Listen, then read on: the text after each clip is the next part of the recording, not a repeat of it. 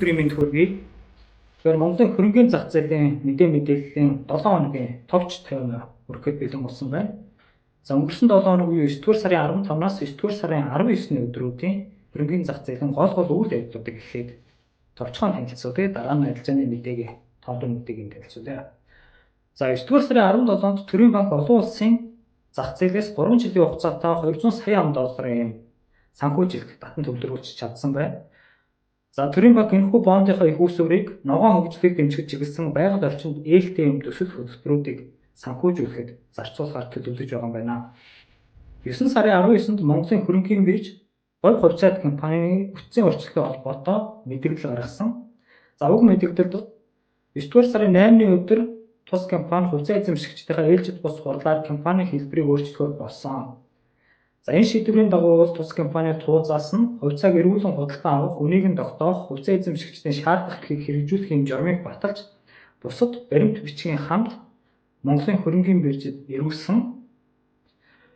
Монголын хөрөнгөний биржийн тус компани хэлбэрийг өөрчлөлттэй холбоотой гарсан хувьцаа эзэмшигчдийн хурал болон тууцын шийдвэр. За компаниг өөрчлөх төсөл, аудит, хөрөнгөний үнэлгээний тайланд өгнөлт, хувьцааг эргүүлэн худалдан авах, хувьцааны үн, хувьцаа эзэмшигчдийн шаардлага эрхийг хэрэгжүүлэх ажиллагаа болон жижиг хувьцаа эзэмшигчдийн эрх нэн тэргуунд хамгаалагдаж байгаа эсхийг судалж байна. За ийм учраас санхүүгийн зохицуулах орооноос Говь хувьцаат компани хувьцааны арилжааг зогсоох шийдвэр гарах хүртэл тус компани арилжаа бол Монголын хөрөнгөний бирж дээр ингэж хэвэн явагдана гэсэн мэдээлэл гаргасан байна. За 9 сарын 19-нд буюу мөн өдөр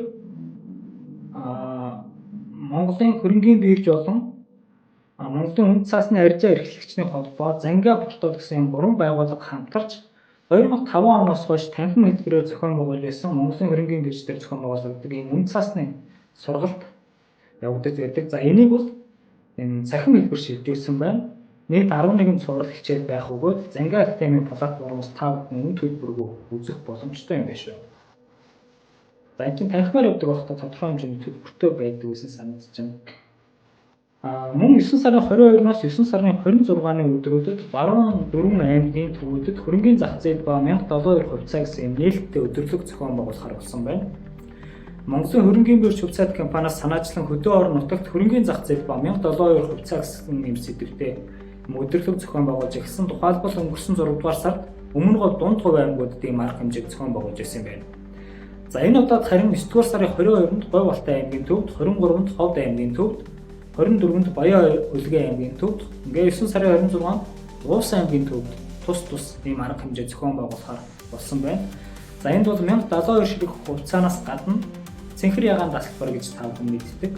Ялангуяа бидний аав ээж, биднээс өмнөх үеийнхэн. За энэ цэнхэр ягаан дасгалбар эзэмшижгүй иргэдийн хувьцааны мэдээлэл ингэж шүүлж өгөх юм байна.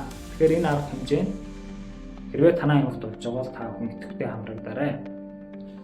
За одоо арилжааны мэдээгээ товч танилцуулъя. Тэгэхээр 9 сарын 15-наас 9 сарын 19-ний өдрүүдэд хоёр дахь зах зээл дээр нийт 7.7 тэрбум төгрөгийн арилжаа явагдсан байна. За өмнөх 7 хоногт бол 14.2 тэрбум төгрөгийн арилжаа явагдсан. За энэ бол 2 дахин бага юм арилжаа явагдсан байна. Үнийн дүнгээр хэлэх юм бол.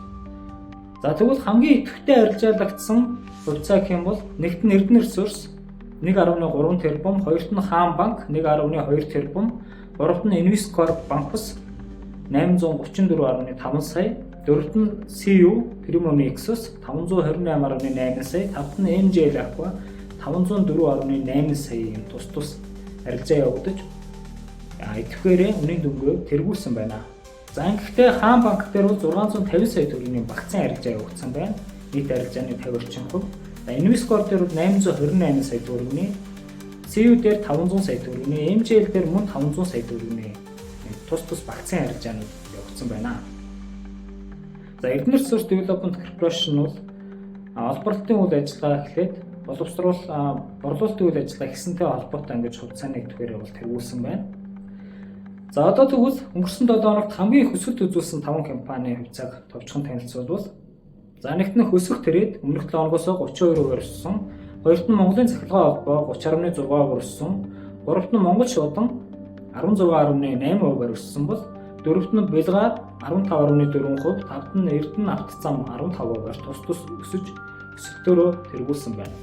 Одоо эсвэргээрээ хамгийн их бууралт үзүүлсэн 5 хувьцаа гэх юм бол за нэгт нь адуун чулуун 22%-аар буурсан, хоёрт автозам 15%-аар буурсан, гуравт нь азик 15%-аар буурсан, дөрөвт нь силикат 15%-аар буурсан, тавт нь жимко турборё 9%-аар буурсан. За энэ бууралтай компаниудын хувьд бол төдийлөн идэвхтэй арилжаалагддаг юм. 3 дугаар ангиллын хувьцаа компаниуд байх шиг байна.